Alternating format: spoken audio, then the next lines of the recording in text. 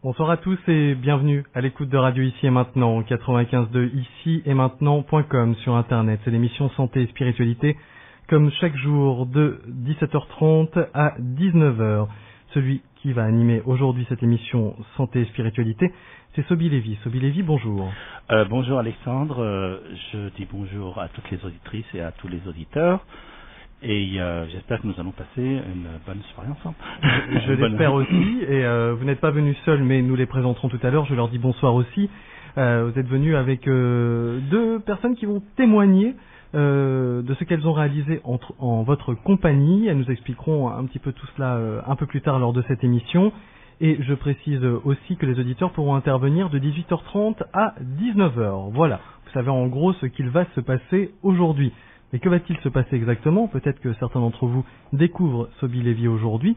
Donc je vais vous demander, Sobi Lévy, de vous présenter s'il vous plaît. Merci. Donc moi je suis coach. Coach, c'est-à-dire j'accompagne une personne tant sur le plan professionnel que sur le plan personnel. À l'abord, si vous voulez vraiment mon cursus, je suis un ingénieur grande école et j'ai travaillé dans des entreprises assez importantes, parmi les premières. J'ai dirigé l'Europe, l'international, dans la high-tech. Et il y a 20 ans, je me suis intéressé de façon assez précise à tout ce qui est PNL. Je suis allé aux États-Unis. Et j'ai suivi Anthony Robbins, où j'ai fait un Master University là-bas. La PNL, si vous voulez, c'est une méthode assez moderne on appelle ça la programmation neurolinguistique, qui est très utilisée dans les sociétés actuellement. Et c'est une méthode de communication, une méthode qui permet aux personnes de pouvoir changer leurs croyances, leur vie. C'est assez vaste. Elle fait partie de ce qu'on appelle les thérapies brèves ou le coaching, si vous voulez, qui permet de donner le meilleur de soi-même. C'est un travail énorme sur les croyances de base, parce que ce sont nos croyances qui nous permettent d'avancer ou de bloquer. Et donc, depuis 20 ans, j'ai développé toutes ces choses-là. Je me suis installé. Un jour, j'ai décidé que je voulais faire ça à plein temps. Et ce n'était pas pour des raisons financières, parce que, croyez-moi, je gagnais beaucoup plus. C'était pour des raisons de recherche personnelle, c'est-à-dire je voulais vraiment savoir certaines vérités qu'on ne nous apprend pas. Nous sommes tous conditionnés à penser d'une certaine manière, qu'on le veuille ou pas. On se débarrasse jamais de ce conditionnement. Je voulais savoir ce qu'il y avait derrière le voile, derrière l'illusion. Et j'ai vraiment commencé à apprendre tout ce qu'il y avait de ce qui était en marge de ce qui était acceptable aujourd'hui. Par exemple, l'énergétique. L'énergétique, j'ai appris ça avec une personne qui s'appelle Yvon Dubé, qui était venu du Canada, et j'ai découvert tout un autre monde qui a bouleversé toutes mes croyances. Nous parlerons de ça, c'est-à-dire même ma philosophie de vie, et en réalité, ces disciplines qui ont toujours existé, comme l'énergétique. Après, j'ai fait encore une fois l'hypnose ericksonienne. Je suis maître praticien en hypnose ericksonienne. Ensuite, je suis maître praticien en humaniste. Et plein d'autres diplômes comme ça. En réalité, ce sont des disciplines qui ont toujours existé. Elles ont été étouffées depuis le cartésianisme, si vous voulez. Et elles ont été remises au goût du jour avec les théories nouvelles de la science, comme la relativité ou les théories quantiques. D'accord? Et c'est ce qui leur a permis de reprendre un essor. On s'est dit, mais attendez, finalement, le cartésianisme avec lequel nous travaillons, c'est comme une goutte dans l'océan de notre conscience. C'est-à-dire, notre conscience est un océan, et on limite notre connaissance du monde ou notre approche du monde à cette goutte-là qui est le rationalisme. D'accord ? Et quand j'ai vraiment approfondi ces choses-là, c'est allé très très loin. Je me suis aperçu que je pouvais vraiment aider beaucoup de gens, et des gens qui tournaient en rond depuis pas mal de temps, tant sur le plan professionnel que sur le plan personnel. Ça veut dire que, avant de découvrir ce que vous appelez l'énergétique, l'énergie et ses possibilités du cerveau, vous étiez vous-même enfermé dans un mode de pensée qui faisait que, à part le travail, rentrer à la maison, manger, dormir, peut-être regarder un film, rien d'autre n'existait. Il n'y avait que 2 ou 3 couches à l'existence. Oui. Alors, oui et non. Oui et non. C'est-à-dire, à l'âge, bon, je n'ai pas tout dit. En fait, à l'âge de 15 ans, voilà ce qui s'est passé. À l'âge de 15 ans, à l'âge, si vous voulez, lorsqu'on lit quelque chose, on le croit. D'accord ? J'avais lu un livre de Paul C. Jagot sur l'hypnose. Et j'ai hypnotisé, ça marchait. Donc, depuis l'âge de 15 ans, je sais hypnotiser, si vous voulez. J'ai lu un livre sur le magnétisme, ça marchait. Mais je n'y ai pas cru. Parce que il n'y avait pas de, vous savez, le magnétisme, il n'y a pas de matière, ça n'a aucun sens. Donc je ne savais pas, je n'avais pas confiance en moi à cet âge-là. Mais ensuite, quand j'ai entamé les études d'ingénieur, si vous voulez, je ne pouvais plus remettre en doute le fait que j'avais obtenu des phénomènes assez surprenants et des états de conscience assez inattendus avec l'hypnose ou avec le magnétisme. Bien sûr, je n'ai pas continué à faire ça constamment parce qu'il fallait bien vivre, il fallait travailler. Et puis, je suis rentré dans le cycle normal de tous ceux qui sont en train de travailler jour et nuit, surtout quand on travaille pour des sociétés américaines, c'est toujours le rendement, c'est toujours être le meilleur, c'est toujours courir après le chiffre d'affaires à réaliser, à qui a la plus belle voiture, à qui a les plus beaux voyages à Hawaï, payés par la société, des choses comme ça. Bon, au bout d'un certain temps, si vous voulez, on s'aperçoit que dormir dans un super hôtel ou dormir dans un hôtel moyen ou même normal, finalement un lit est un lit. Quand on dort, on dort. D'accord ? Alors ça ne sert à rien de faire. Bon, une voiture, à un certain âge, je ne dis pas qu'à l'âge de 30 ans, je penserais comme ça, mais aujourd'hui, une voiture, ça sert à partir d'un endroit à un autre. Donc, jusqu'à combien il faut dépenser pour une voiture ? Un salaire, ça peut être extravagant. Je me rappelle, je me suis acheté un appartement dans le 16e en l'espace d'1 an, si vous voulez, avec ce que j'avais fait comme revenu. Je ne m'attends pas à faire autant aujourd'hui dans ce que je fais, d'accord ? Loin de là. Mais je veux dire, au bout d'un certain temps, on se dit, mais qu'est-ce qu'il y a derrière ? Je ne voulais pas mourir, et j'ai vu, je me rappelle, j'avais travaillé pour une société connue mondialement. J'étais directeur pour l'Europe du Sud, je ne vais pas donner son nom, et je me rappelle, il y avait celui qui gérait toute l'Europe, qui était en Angleterre, qui était venu des États-Unis spécialement. Et ce monsieur, il ne jurait que par la société pour laquelle il a travaillé. Et toute la journée, il était en train de travailler sur les ratios, chiffre d'affaires, nombre d'employés, chiffre d'affaires, quota, etc. Toute la journée. Et rien d'autre ne l'intéressait. Il a quitté sa famille, ses enfants, etc.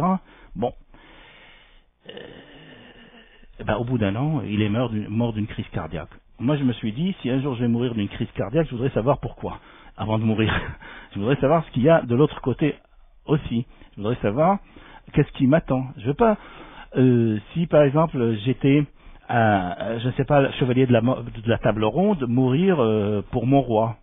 Parce qu'aujourd'hui il n'y a pas de roi et on dira de moi que je suis un idiot fini. Et aujourd'hui on trouve parfaitement normal de mourir pour sa société, pour sa banque, pour faire des crises cardiaques pour une grande multinationale. Mais c'est comme ça, mais quand on regarde ça, je me dis, mais attends, c'est pas ça ce que je cherche dans la vie. C'est pas ça ce que je cherche. Et donc, ce qui était important pour moi, c'était vraiment de connaître la philosophie de tout ça. Et aussi, il faut savoir que je suis très curieux, donc j'ai passé mon temps à lire des ouvrages de philosophie, à me renseigner, de psychologie, d'étudier, et j'ai avancé énormément. Et je me suis aperçu que j'avais un peu la main verte, je ne sais pas si on peut le dire pour les gens, c'est-à-dire quand je travaillais sur quelque chose, eh bien, ça donnait rapidement, si vous voulez. J'ai commencé, alors comme j'aimais beaucoup faire les formations, donc j'ai donné des formations dans les grandes écoles de commerce, par exemple, en marketing. Ça allait très bien. Il y a des grandes sociétés aujourd'hui dans le développement personnel qui font appel à moi. J'ai donné des formations là-bas et ça se passait très bien. Je me suis dit, bon, et peut-être ces formations-là, ça peut intéresser aussi des gens qui n'ont pas les moyens d'être des grades supérieurs dans les grandes sociétés. Et c'est comme ça que j'ai commencé à utiliser les mêmes formations exactement, mais je veux dire à un prix sympa, quoi. D'accord? Même si certains trouveront que c'est trop cher, mais bon, c'est vraiment pour, je dirais, populariser un petit peu des choses comme la confiance en soi, l'auto-hypnose, ou peut-être l'énergétique. Et donc ça, c'était le trajet que je suis. Mais en parallèle aussi, et c'est avéré que j'ai eu beaucoup de demandes de personnes qui venaient pour du coaching et finalement cette tendance à vouloir séparer entre le professionnel et le personnel, moi j'y crois pas beaucoup. Si quelqu'un il est triste, il est malheureux dans sa vie, je suis pas sûr que si on le motive comme ça d'un seul coup avec une formation de motivation, bien sûr il va donner beaucoup plus, il va être beaucoup plus rentable, mais autant qu'il donne avec bonheur et avec une satisfaction interne, ça donnera beaucoup plus, vous comprenez ce que je veux dire. Et donc là, étant donné que c'est les mêmes techniques, et des techniques que j'ai pu développer en combinant des choses que je n'ai pas vues vraiment dans la littérature mondiale, si vous voulez, en combinant par exemple l'énergétique, et en combinant les méthodes de PNL, d'accord, et en combinant des travaux en conscience, en super conscience, si vous voulez ce que j'appelle, on arrive à des résultats, mais phénoménaux, mais vraiment phénoménaux et inattendus. J'ai des gens si vous voyez sur mon site, vous allez voir peut-être des psychologues qui viennent chez moi se former, des psychiatres aussi, et se traiter, voilà. J'aimerais en arriver justement après ce chemin de vie, ce petit bout de chemin de vie, parce que sinon on pourrait passer une émission entière sur le sujet, à votre définition de l'énergétique. Vous avez parlé de l'énergétique, c'est quoi l'énergétique? C'est quoi l'énergie pour vous? Ok. Alors, si vous voulez, l'énergétique, on peut dire que les 2/3 de la population mondiale la connaît. Elle s'appelle le prana en Inde. En Chine, on l'appelle le chi. Vous avez des disciplines comme le tai chi, le qigong.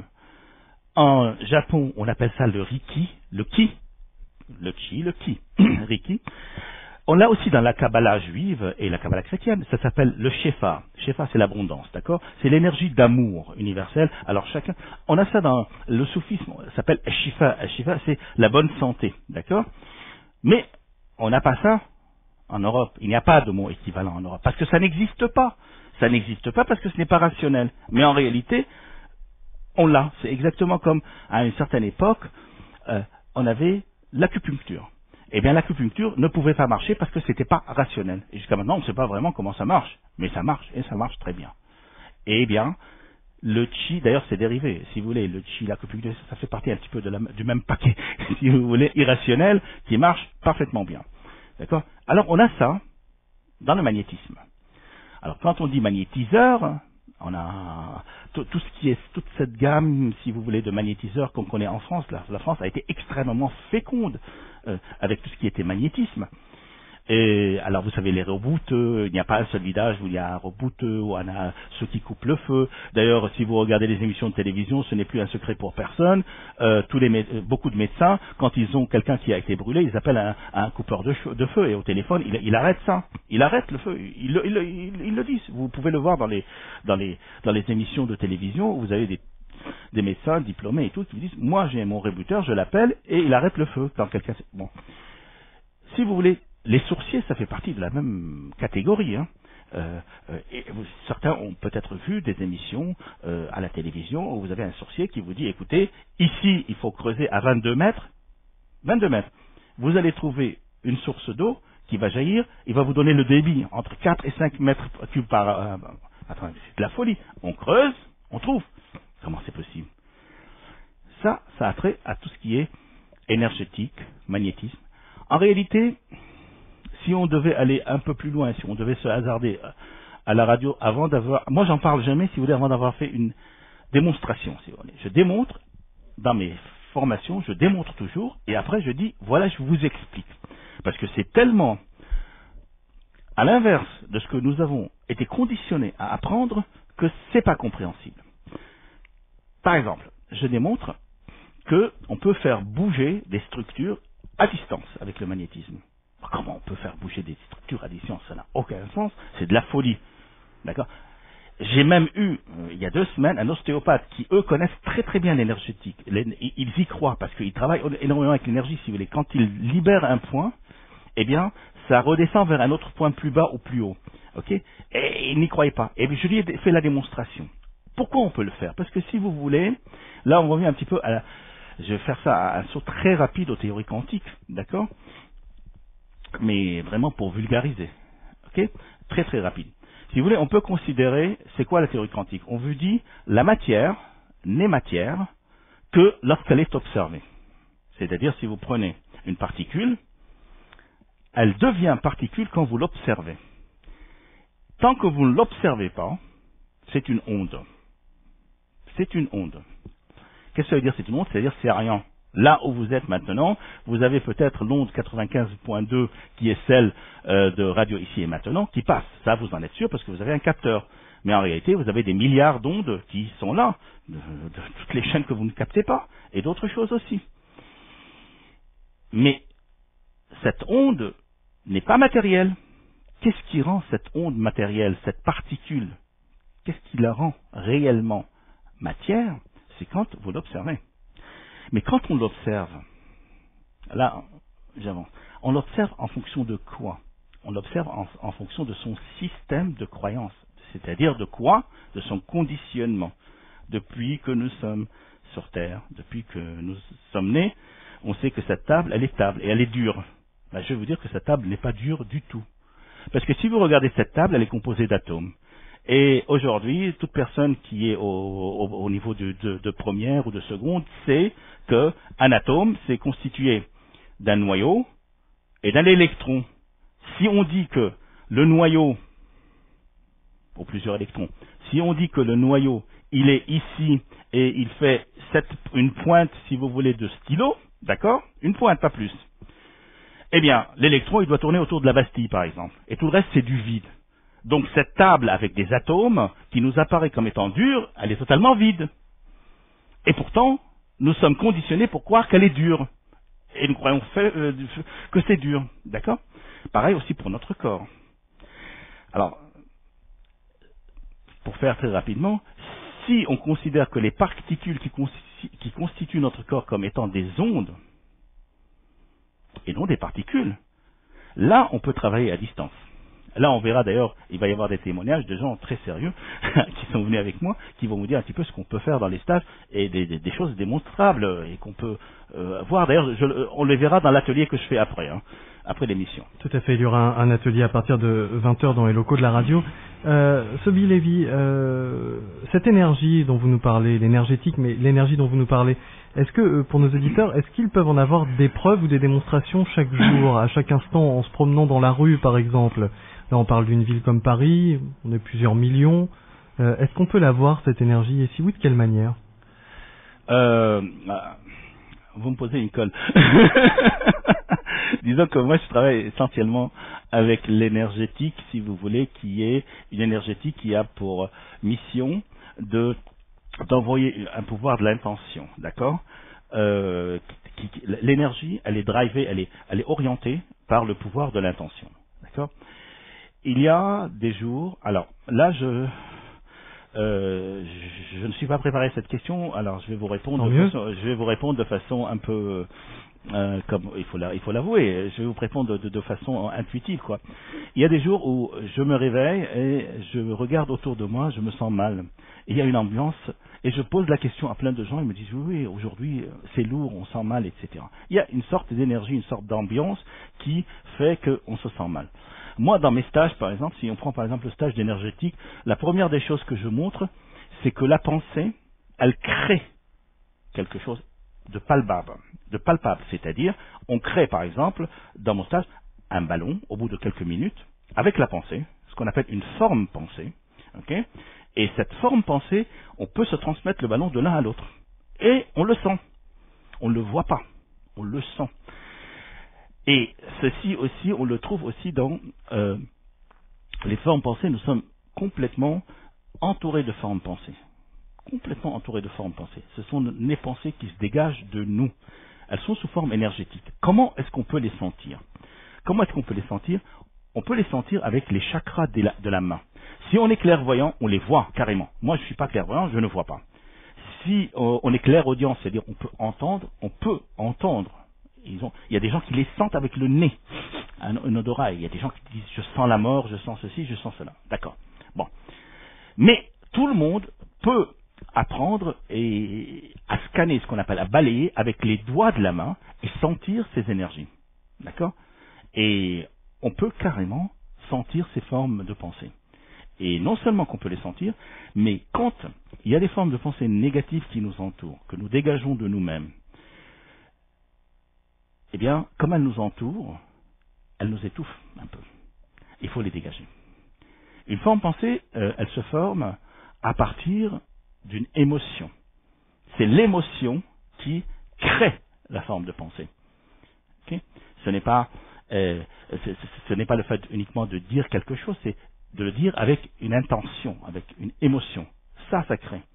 Et ce qui est intéressant, c'est que si nous émettons des émotions positives et des formes pensées positives, elles vont traverser l'univers entier, comme une onde, comme cette onde-là de radio ici et maintenant, elles vont traverser l'univers entier pour aller résonner avec une onde similaire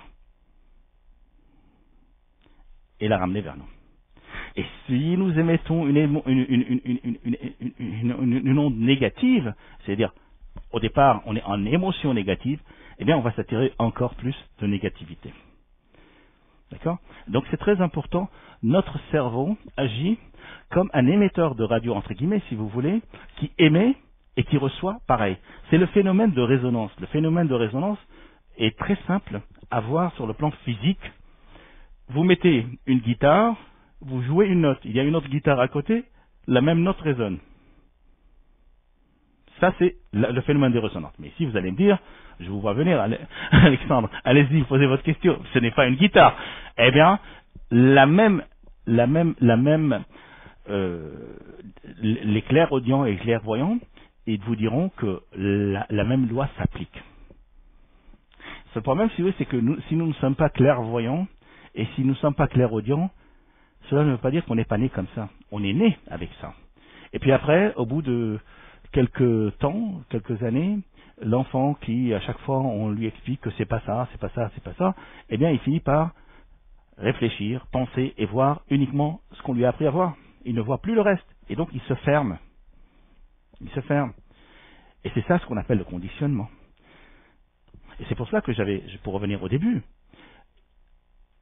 en réalité, nous ne percevons de la réalité qu'une petite tache dans un grand océan. Notre réalité, elle est aussi large qu'un océan. Nous percevons dans la réalité ou dans notre réalité? Dans notre réalité. Notre réalité. La réalité, en fait, la réalité, elle est infinie. Notre pouvoir est immense en tant qu'être humain. Lorsque nous arrivons dans des états de conscience particuliers, on s'aperçoit qu'en réalité, on est connecté avec tout le monde. Et ça, par exemple, le deuxième jour, dans mes formations d'énergétique, on le sent, on le sait. On sait que, à un certain moment, avec une certaine pratique, au bout d'un quart d'heure, on se déconnecte, si vous voulez, de notre corps physique. On est là, on sait que notre corps physique est là, et puis on sent la connexion avec tout le reste. Et on a toujours cette sensation, c'est extraordinaire. Et c'est là qu'on sait qu'en réalité, on a l'impression qu'on est séparés. Mais comment on est séparés? On est séparés un petit peu comme les cellules de mon corps. J'ai 50 milliards de cellules dans mon corps. Chaque cellule croit qu'elle est indépendante. Mais elles ne savent pas qu'elles font partie du même corps qui est moi. En réalité, elles sont connectées au même corps, mais elles ne savent pas.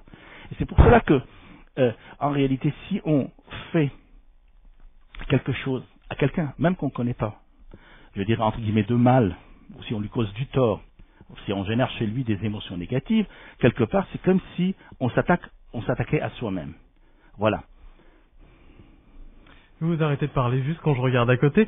J'allais vous dire qu'on allait ouvrir le premier espace promotionnel de cette émission, car je voudrais garder, avant qu'on ne fasse parler vos invités, Sobi Lévy, j'aimerais parler justement de l'importance de l'hypnose pour entrer en contact avec cette énergie et justement avec cette source d'information. Donc on va pouvoir en parler dans quelques instants.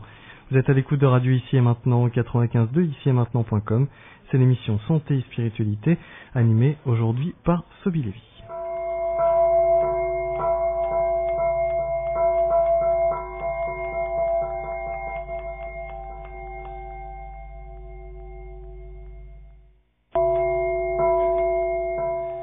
C'est Sobi Lévy qui anime aujourd'hui cette émission Santé et Spiritualité. Pour le joindre, un numéro de téléphone, c'est le 06 15 58 77 79. Je répète, 06 15 58 77 79. Il y a aussi un site internet, c'est le www.instantbooster, tout lié, sans tirer, instantbooster.fr, avec un mail de contact qui est justement contact@instantbooster.fr.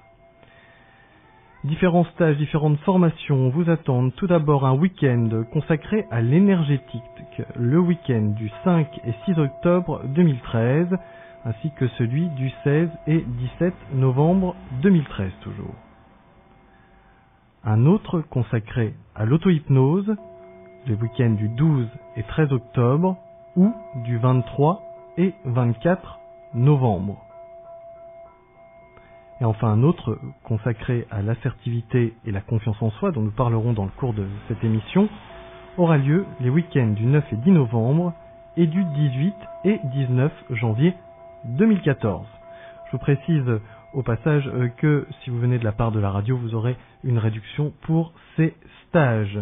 Et l'horaire des cours pour les samedis et dimanches, c'est de 9h30 à 13h et de 14h à 17h. Fin de ce premier espace promotionnel.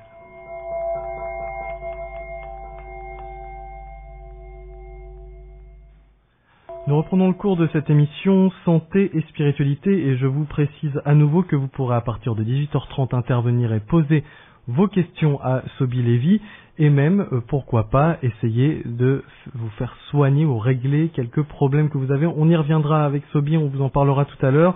Et sachez, mais vous l'avez déjà entendu les précédents jours, que Sobi Lévy donnera une conférence dans les locaux de la radio ce soir à partir de 20h et ce jusqu'à 22h30. Ouverture des portes à 19h45. Voilà, vous savez tout. Nous ouvrons la deuxième partie de cette émission Santé et Spiritualité. Donc juste avant d'accueillir vos témoins, Sobi Lévy, j'aimerais juste qu'on s'arrête sur le rôle de l'hypnose dans cette maîtrise de l'énergie et dans cette découverte de l'énergie. À quoi sert l'outil d'hypnose ? Est-ce que ça veut dire que vous comparez l'inconscient à une réserve énergétique ?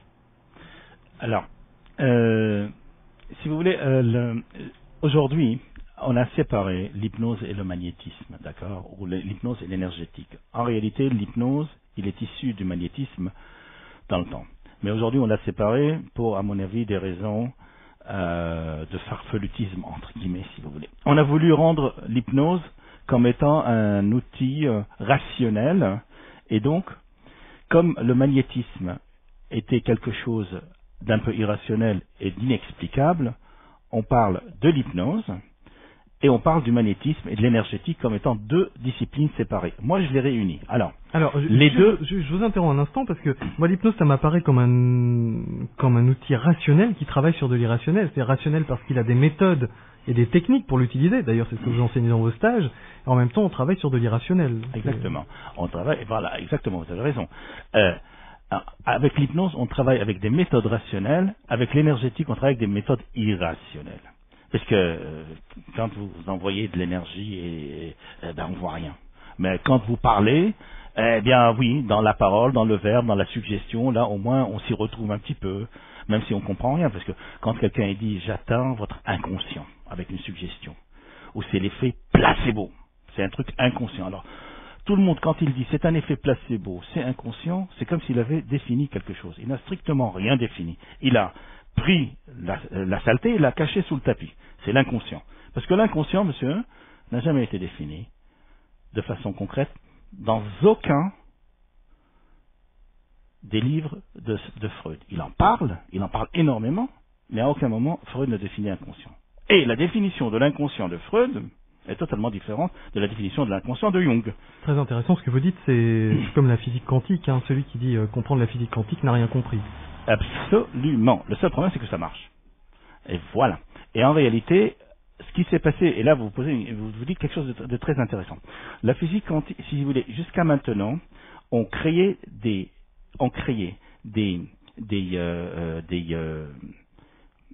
formules mathématiques, pour expliquer des phénomènes physiques. Par exemple, la gravitation, on lance quelque chose, c'est une parabole, on dessine la parabole, on crée les mathématiques derrière la parabole. Y égale à x2 plus b. Ça, tout le monde a compris, puisque nous avons tous appris ça au baccalauréat. Bon. Quand on est arrivé au phénomène quantique, on a vu des phénomènes quantiques inexplicables. Eh bien, ces phénomènes quantiques, on a trouvé des équations, et à partir de ces équations qu'on a déroulées, on est arrivé à des explications. C'est-à-dire, en réalité, on ne sait pas expliquer. Ceux qui ont créé la physique quantique, que ce soit Schrödinger, etc., ils ne savent pas. Ils disent, ça marche. Et le problème, c'est que pas seulement ça marche, on n'a jamais vu une formule dans l'histoire de la physique qui donne des résultats aussi précis pour le calcul de tout ce que vous voulez, de paramètres comme les électrons, les particules, les masses, etc. Mais c'est hyper extrêmement précis et ça marche. Et puis, avant même la physique quantique, quel est le grand talent de Einstein? Quel est le grand talent de Albert Einstein? Le grand talent d'Albert Einstein, c'est de venir et de dire, écoutez, messieurs, vous avez toujours pensé intuitivement que le temps était une constante, eh bien, j'ai à vous apprendre que le temps n'est pas une constante. Qu'est-ce que ça veut dire? Vous avez dit, mais écoutez, monsieur, ça fait 1 heure que vous êtes là depuis 1 heure, vous êtes venu, voilà l'heure, elle marque c'est 6 heures, donc vous êtes venu. Eh bien oui. Eh bien, vous croyez que c'est une constante, nous sommes tous persuadés que c'est une constante. Dans le monde de Chronos, nous sommes dans une constante, le temps. Eh bien, ce n'est pas une constante. Et on le démontre de façon parfaite. Et c'est ça, la grande scission que Albert Einstein a fait avec la physique classique, si vous voulez. Ok. Alors, pour revenir encore une fois à l'hypnose. L'hypnose, si vous voulez, comme je l'ai défini, c'est un ensemble de suggestions. Il y a différentes façons d'hypnotiser, mais facilitons les choses, parce qu'on peut hypnotiser même sans suggestion, si vous voulez, qui permettent d'accéder à ce que nous appelons à enlever un voile de la conscience pour accéder à ce qu'on appelle l'inconscient, ou bien à amener à un état modifié de conscience, ce qu'on appelle un état modifié de conscience. Mais alors tout le monde pense que l'hypnose, c'est la personne devient esclave de l'hypnotiseur. Pas du tout. Pas du tout. Quand on est dans la très grande majorité des cas, quand on est hypnotisé, non seulement que on n'est pas esclave, mais en plus, on peut arrêter la séance à tout moment. On est plus focalisé, plus conscient de ce qui se dit. Et on met de côté, si vous voulez, les bruits qui viennent à droite, à gauche. On les sent, on les entend, mais elles ne nous signifient plus rien. Ce qui nous intéresse, c'est une certaine focalisation que l'hypnotiseur nous a amené. On arrive à un état de conscience normal, mais c'est un état très naturel. Nous le vivons toutes les 1h30, tous les 90 minutes, on rentre dans un phénomène d'hypnose. On ne le sait pas, mais on y est. Mais un état d'hypnose, c'est quand, je l'ai déjà dit 1000 fois, quand vous avez raté par exemple une sortie du périphérique, voilà, vous étiez ailleurs. Un état d'hypnose, c'est quand vous êtes dans votre voiture, vous roulez, vous dites « Ah, mais j'ai fait tout ça moi ?» Eh bien oui, vous étiez là, vous n'étiez pas là. Comment vous savez que vous étiez là? Si quelqu'un vous avait coupé la route, vous seriez arrêté tout de suite. Ok? Et vous n'étiez pas là, vous dites « J'ai passé tout le temps ». Et c'est là qu'on voit encore une fois le phénomène du temps dont j'ai parlé. Quand on est dans l'inconscient, très souvent quand les gens sont en situation d'hypnose, ils perdent la notion du temps. Ils vous disent, mais attends, ça fait un quart d'heure, ça faisait 1 heure qu'il était hypnotisé. Un quart d'heure d'hypnose équivaut à 1 heure de sommeil. Voilà. Mais c'est un état extrêmement naturel. Et ce qui est le plus beau, c'est en réalité ce que j'appelle un autre état de conscience, c'est lorsqu'on est en situation humaniste, si vous voulez, c'est-à-dire on est en super conscience, on n'est pas endormi, bien au contraire, d'accord? C'est pas moi qui ai inventé ça, hein. C'est un grand monsieur qui s'appelle Olivier Lockert, qui est dans le 15e, il a un institut qui s'appelle IFHE et qui a sorti cette hypnose qu'il a découvert, qui est un grand monsieur mondialement connu. Et là, non seulement que vous n'êtes pas en état d'hypnose, mais en plus vous êtes en super conscience, c'est-à-dire en super éveil. Il voulait éveiller les gens parce que en réalité, la façon dont nous procédons dans la vie courante, nous sommes endormis, puisque nous sommes conditionnés. On prend le métro, on va au travail, on s'assoit d'une certaine manière, on parle d'une certaine manière. Tout ça, c'est du conditionnement. Il a voulu les éveiller. Vous voulez dire que paradoxalement, l'hypnose, alors qu'elle donne l'impression que la personne est endormie, l'hypnose nous réveille? Alors, il y a plusieurs formes d'hypnose. On peut dire que l'hypnose, c'est un état modifié de conscience. Ce que je veux dire, quand elle nous réveille, c'est qu'elle nous fait justement retrouver ce que nous sommes vraiment. Au niveau énergétique. On peut retrouver certains états qu'on ne vit pas quand on est dans la vie courante. En représentation. Voilà. On peut par exemple retrouver des souvenirs qui sont traumatiques et qui nous permettent de dégager des situations dans lesquelles on est bloqué depuis des années. On peut retrouver des situations où il y a des blocages qui disparaissent. Il y a par exemple en auto-hypnose, tout le monde fait des exercices durant le séminaire, avant et après, où on dégage des situations qui sont là depuis longtemps. On demande tout simplement à l'inconscient de se débrouiller. Nous, on ne sait pas faire. On demande à l'inconscient parce qu'il sait faire mieux que nous. Voilà. Sobi Lévy, je vais profiter de cette deuxième partie d'émission pour présenter deux personnes qui sont venues avec vous. On parlera d'hypnose tout à l'heure, et puis j'aimerais aussi qu'on s'arrête sur la confiance en soi qui me paraît capitale pour pratiquer toutes ces techniques. Finalement, se dire qu'on est capable de les pratiquer, c'est déjà faire un premier pas. Mais moi, ce qui m'intéresse dans ces deux personnes qui sont venues, c'est que ça va pour mettre en avant pour nos auditeurs qu'on peut bouger les choses, on peut changer les choses par rapport à des techniques. Là, ce sont les vôtres. Il y en a d'autres, mais ça veut dire aussi qu'on peut changer, qu'on peut évoluer, qu'on peut avancer. Donc elles vont témoigner de ce qu'elles ont fait en votre compagnie. Alors évidemment très rapidement, mais en quelques mots, nous sommes avec Guylaine et Anna. Merci à vous deux d'être ici avec nous. Je ne sais pas si vos micros fonctionnent bien, mesdames. C'est un plaisir, vous nous entendez? Très bien. Super. Parfait. Anna? Tout va bien. Tout va bien. Voilà. Anna n'est pas du tout stressée, ça se voit. Pas du tout. C'est impressionnant. Elles n'ont jamais parlé à la radio, donc on va faire les choses très simplement. Je vais vous demander laquelle des deux souhaite commencer. Bon, moi, je veux bien commencer. Guylaine. Donc, voilà, Guylaine. Moi, j'ai connu Sobi, donc je vais être brève. J'ai connu Sobi grâce à votre émission. Ça faisait à peu près 2 ans que j'écoutais votre émission et que j'attendais le moment propice pour trouver le thérapeute qui puisse trouver une solution à mon fils. J'ai un fils qui est migraineux, qui avait de grosses migraines et voilà, j'avais pas trouvé de thérapeute. Il a des migraines où il finit aux urgences, enfin des migraines invalidantes, etc. Donc là, je vais être brève. Et puis un jour, j'ai écouté Sobi. Alors je sais pas si c'est le timbre de sa voix, si il avait des exemples qui étaient probants. Je me rappelle de l'exemple du cheval et du chien que tu avais traité à distance. Et je me suis dit, c'est Sobi, c'est lui. Donc j'ai pris rendez-vous, j'avais noté toutes les coordonnées, j'ai pris rendez-vous, j'ai rencontré Sobi avec mon fils. On a commencé à faire, c'était une hypnose en expansion de conscience, et donc il est remonté dans le temps pour retrouver le traumatisme de mon fils. Donc c'est un petit peu personnel, et mon fils, je crois qu'il m'entend, donc je ne vais donc pas la peine de m'étendre. rentrer dans le détail. Par contre, juste, attendez. Pas trop parce que comme moi je suis partie. Voilà, c'est ce que je remarque à l'instant. Est-ce que déjà, auparavant, l'hypnose, c'était une terre que vous connaissiez ou pas? Pas du tout, absolument pas. D'accord. Et votre fils? Non plus. Non plus. Quel âge environ? Il a 16 ans. Il a 16 ans. Donc oui, déjà en plus c'est un ado, donc c'est encore moins évident peut-être de lui faire comprendre des choses comme ça. Exactement, mais il en avait plus qu'assez d'avoir ses migraines pas soignées, donc voilà. Donc il a fini sur le fauteuil avec Sobi. Moi j'étais médusée parce que j'ai suivi et donc voilà, on a fait deux hypnoses. Et puis ça a réglé certains problèmes, mais les migraines étaient toujours là, donc... c'est pas magique non plus, non, l'hypnose. non, faut le temps. Et donc, Sobi m'a proposé un stage d'auto-hypnose pour D'accord. pouvoir justement que mon fils puisse gérer lui-même ses migraines. Qui puisse gérer lui-même. Donc en fait, l'idée c'était de faire en sorte que votre fils gère un mal lui-même et qu'il travaille sur quoi? Parce que les migraines, alors pour ce que j'en connais, c'est souvent dû à la circulation sanguine. Oui, c'est ce qu'on dit. C'est ce qu'on dit, mais souvent, voilà. Il y a quand même des migraines liées à des problèmes de Mhm. circulation. C'était pourquoi? Pour qu'il gère son stress, qu'il gère un petit peu son énergie.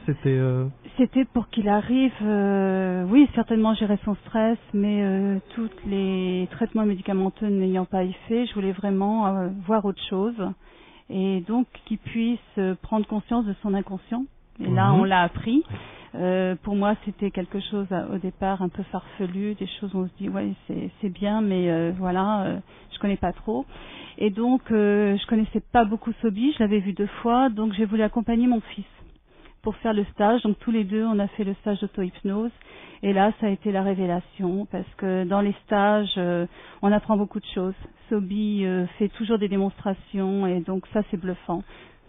Mais vous pouvez m'arrêter parce que je vais Oui, continuer. bien sûr. Je vais devoir vous arrêter de toute façon, parce que voilà. on a hélas pas assez de temps, mais ce que j'aimerais savoir, c'est la manière dont votre fils pratique. C'est ça qui m'intéresse.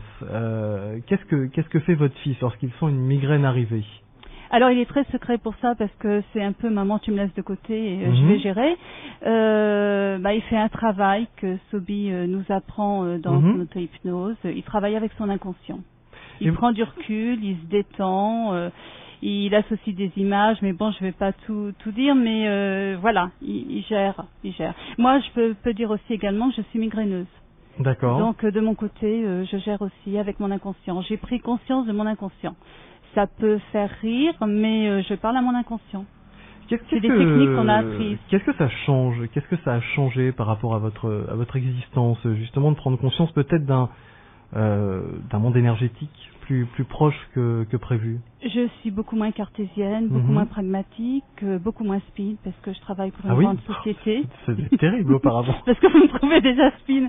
Je prends beaucoup de recul par rapport aux événements de la vie, et surtout ce que Sobi nous enseigne, c'est think positif, pense positif. Et ça m'aide beaucoup, ça m'aide au quotidien, au niveau familial, au travail, et mon fils, ça l'aide également. Du coup, vous êtes dirigé aussi vers la méditation, vers... Pas encore, mais à l'issue de l'auto-hypnose, donc j'ai rencontré des personnes. Il y avait des médecins dans le stage, enfin des personnes qui étaient aussi qui avaient un background qui était vraiment pragmatique, et ça m'avait un peu interloqué de les retrouver dans ce genre de formation, et qui m'ont dit tu devrais aussi pour les migraines faire le stage énergétique. Donc j'ai fait moi le stage énergétique. Mon fils n'a pas souhaité le faire parce qu'il a découvert qu'il avait certaines possibilités, je pense. Et voilà, mais plus tard, et quand il sera prêt, il le fera. Très bien. Et donc le stage énergétique, ça a été un pur bonheur. Merci beaucoup, voilà, Guylaine, pour ce témoignage. Si vous voulez. Ça va aller, on n'aura pas le temps. Et maintenant, nous allons accueillir Anna. Bonsoir Anna. Bonsoir. Ça va aller Anna? Ça va aller, on va pas manger, c'est bon. Non, ça devrait aller très très bien. Anna, vous souhaitiez vous aussi témoigner en fait ce que vous avez fait avec Sobi Lévy. Je précise à nos auditeurs que moi je vous connais pas. En fait, je connais aucune de vous deux, donc je vous découvre en même temps qu'eux. Anna, on peut donner votre métier? Oui, tout à fait. Je suis vétérinaire. Vous êtes vétérinaire? Oui. Formation scientifique? Scientifique, et j'étais très cartésienne auparavant, extrêmement cartésienne même. Et en fait, moi, il y a eu, on va dire, deux événements avec Guylaine et avec Sobi. Donc, pour commencer, j'ai rencontré Guylaine au travail, et j'avoue que c'est quelqu'un qui m'a impressionnée assez rapidement, de par le calme et l'espèce d'aura qu'elle dégageait, où je me disais, waouh, disons, elle en impose cette dame. Et donc on s'est rapprochés au cours de l'été, essentiellement à cause ou grâce, je veux plutôt dire grâce à mon chien, qui a été donc malade. Donc c'est un vieux chien de 11 ans à qui on a diagnostiqué une insuffisance rénale il y a plus d'1 an. Et donc il avait des paramètres rénaux qui ont augmenté lentement mais sûrement. Et cet été, il a eu une infection urinaire avec un germe qui est remonté dans les reins, donc il a décompensé très brutalement de son insuffisance rénale. Donc son état s'est dégradé très rapidement, et donc Guylaine a assisté à mes crises d'angoisse et de larmes. Je suis très très attachée à mon chien. Et elle m'a proposé immédiatement son aide en me disant je peux l'aider, je peux l'accompagner. Je tiens à préciser qu'à aucun moment Guylaine m'a dit que ce qu'elle pouvait faire pour lui allait se substituer à la médecine, je vais dire, allopathique. Et c'est en ça que ça m'a donné confiance aussi.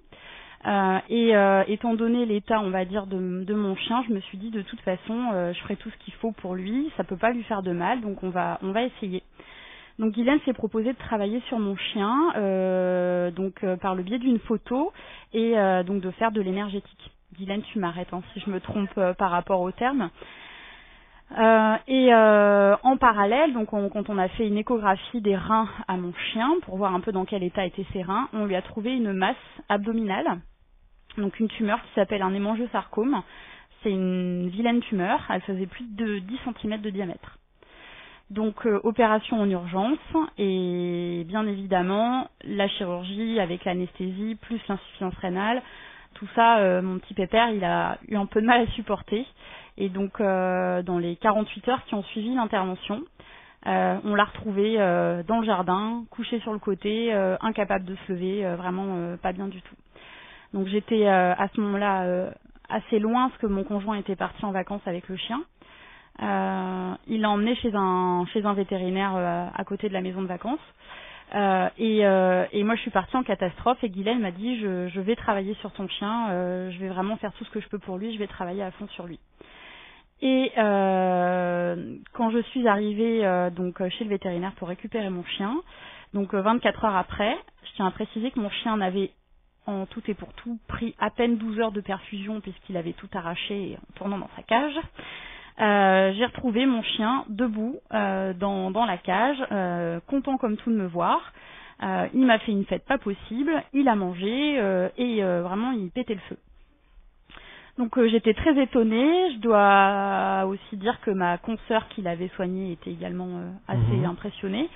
C'est une chose qui peut pas arriver. On va dire que c'est je vais essayer de vulgariser un petit peu tout ça, mais il était dans un état, on va dire, d'hypotension et de déshydratation assez poussée, donc une décompensation brutale avec un chien qui est vraiment arrivé, couché sur le côté et incapable de se lever. Ça faisait plusieurs jours qu'il ne mangeait pas, qu'il ne buvait pas. Quand mon conjoint essayait de le nourrir à la seringue, il revomissait tout. Et les paramètres rénaux qui augmentaient vraiment de plus en plus. Donc vraiment avec une dégradation brutale.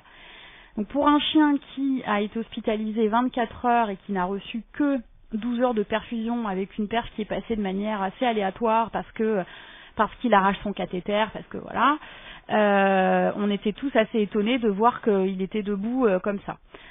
Je me suis quand même raisonnée à ce moment-là en me disant bon, en même temps, ce chien est super attaché, il est content de me voir, comme d'habitude devant moi, il veut pas montrer qu'il va pas bien, donc on va rester rationnel et cartésien. Donc je l'ai repris, on va dire, pour une hospitalisation à domicile. Étant veto, je pouvais tout à fait le gérer à la maison. Donc je l'ai perfusé à la maison, il a eu des antibiotiques, et Guylaine continue en parallèle à travailler dessus, et de jour en jour, je le voyais reprendre du poids, gagner en énergie, et j'avais l'impression de le voir rajeunir. Mais réellement, physiquement, j'avais la sensation que mon chien rajeunissait. Et dernièrement, donc vraiment en lancement, il va bien. Dernièrement, donc il a eu un bilan sanguin qui a révélé une normalisation de tous les paramètres rénaux. Et ce qui est très étonnant pour un chien qui était diagnostiqué en insuffisance rénale chronique, j'insiste sur le fait que ce soit chronique, parce que autant sur des épisodes aigus, on peut avoir une normalisation assez rapide des paramètres, autant sur un chien qui évolue de manière chronique, c'était vraiment assez bluffant. Donc là, je me suis dit, waouh, il se passe effectivement quelque chose, et même vraiment physiquement, j'ai vu mon chien se transformer, et je peux vous dire que il a repris une vigueur de jeune homme, tous les sens du terme. Donc voilà. Donc ça, c'est pour la partie, on va dire, énergétique et vraiment l'aventure, on va dire, avec mon chien. En parallèle, ça m'a interpellée. Et moi-même, je souffrais, parce que maintenant je peux en parler au passé, depuis plus de 10 ans de douleurs chroniques que rien n'avait réussi à résoudre. Ça a commencé donc il y a plus de 10 ans, donc j'ai vu tous les spécialistes possibles, neurologues, dermatologues, spécialistes de la douleur, consultation de la douleur, etc. J'ai vraiment eu un parcours médical avec des spécialistes, un parcours médical assez chaotique où j'ai été un peu brinque-ballée dans tous les services et envers tous les spécialistes. Cette douleur clairement me pourrissait la vie. J'en parle avec ces termes parce que c'est vraiment le mot, ça m'a pourri la vie. Ça m'empêchait d'avancer professionnellement et personnellement. C'est très handicapant. Une douleur qui vous obsède et qui vous habite en permanence. C'est un peu... je suis assez émue quand je parle de ça et je suis surtout émue de pouvoir en parler au passé aujourd'hui grâce à Sobi. Donc cette douleur ne me quittait pas, c'est allé très très loin, j'ai pensé au suicide, etc. Tellement ça m'a vraiment pourri la vie. Ouais, pourri la vie, j'ai pas d'autre terme. Et donc en fait vous avez travaillé de quelle manière alors avec Sobi? Alors auparavant, suite à mon parcours médical chaotique, la conclusion de chaque médecin c'était c'est dans votre tête, faut aller voir un psy. C'est ce que j'ai fait. Donc quand j'ai pris contact avec Sobi, ça faisait 10 ans que j'étais en travail avec un psychiatre. Il y a eu du mieux parce que, comme je vous le disais, j'ai pensé au suicide et je suis toujours là. Donc ce psychiatre m'a aidé, m'a accompagné. J'arrivais à faire avec ma douleur, voilà, comme si c'était une partie de moi-même et point, faut que je fasse avec. Mais la douleur était toujours là. Donc j'ai pris contact avec Sobi et je lui ai pas tout de suite expliqué ça parce que je voulais pas je voulais pas altérer notre relation et le regard qu'il pouvait avoir sur moi au début. Et on a eu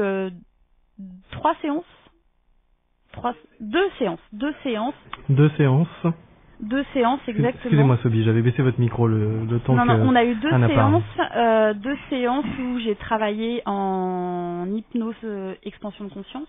C'est bien ça. Mais on n'appelle pas ça, c'est-à-dire, on peut dire la hypnose dans le sens état modifié conscience, mais tu étais complètement consciente, j'étais même complètement beaucoup plus. consciente. On rigolait même plus, d'accord. Oui. Ok, allez-y. Oui. Donc on a travaillé en expansion de conscience avec Sobi. Et avec Skype. Et via Skype en effet. Et grâce à Sobi, je suis remontée à un traumatisme initial qui m'a expliqué la raison et la présence de ces douleurs. Et j'ai pu débloquer une situation passée. On va pas aller trop loin. Oui, voilà. On va pas aller trop loin.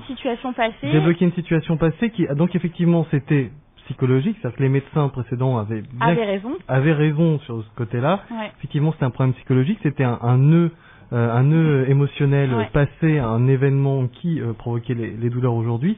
Et en fait, vous avez travaillé grâce à l'hypnose, vous êtes retourné en pratiquant l'hypnose à ce point-là, et ça vous a libéré, ça vous a enlevé cette douleur. Ça m'a libéré, ça m'a enlevé cette douleur. Ça n'a pas été immédiat, ça s'est pas fait en un claquement de doigts. Non, mais